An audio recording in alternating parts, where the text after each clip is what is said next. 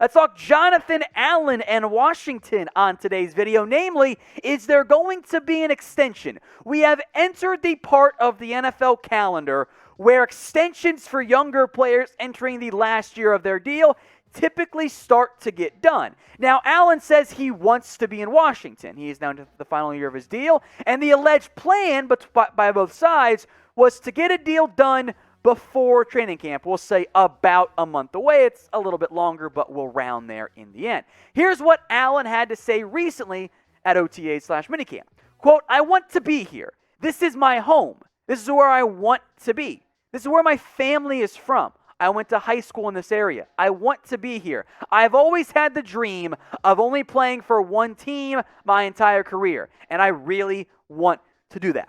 Right now, Jonathan Allen is part of, I would argue, the best front four in all of the NFL. Immensely talented and fairly deep, too. Casey Young, Montez Sweat, again, one of the best edge rushing duos from a youth perspective, a talent perspective in the NFL. Jonathan Allen, Daron Payne are awesome. Matt Ioannidis, a really good defensive tackle number 3. I like Tim Settle quite a bit. The edge depth is not elite, but overall, with especially even factoring in the Ryan Kerrigan departure, it's a very, very good defensive front for Washington. And Jonathan Allen is a critical part of that. So my answer to this question is yes. But I want to hear from you guys too.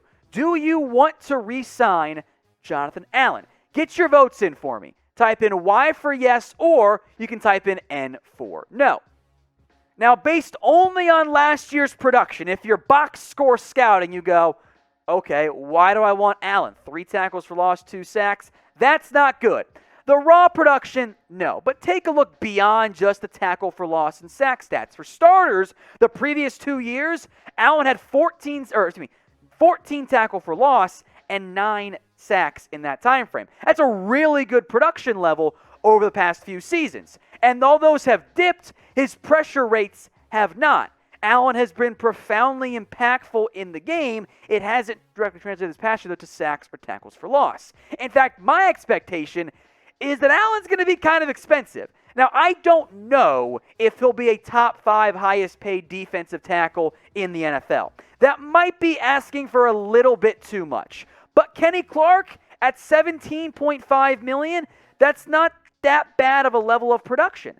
That could be very doable for a contract for Washington and for for Jonathan Allen. I think that is within the range of outcomes here. So I'm very curious to see what the deal ends up looking like. Very curious from that perspective. Again, he's had 14 sacks the previous 2 seasons and then 18 tackles for loss as well. I think I actually misspoke earlier. Either way, my expectation, a deal gets done, and it's fairly expensive given the impending cap spike that's going to come to the NFL.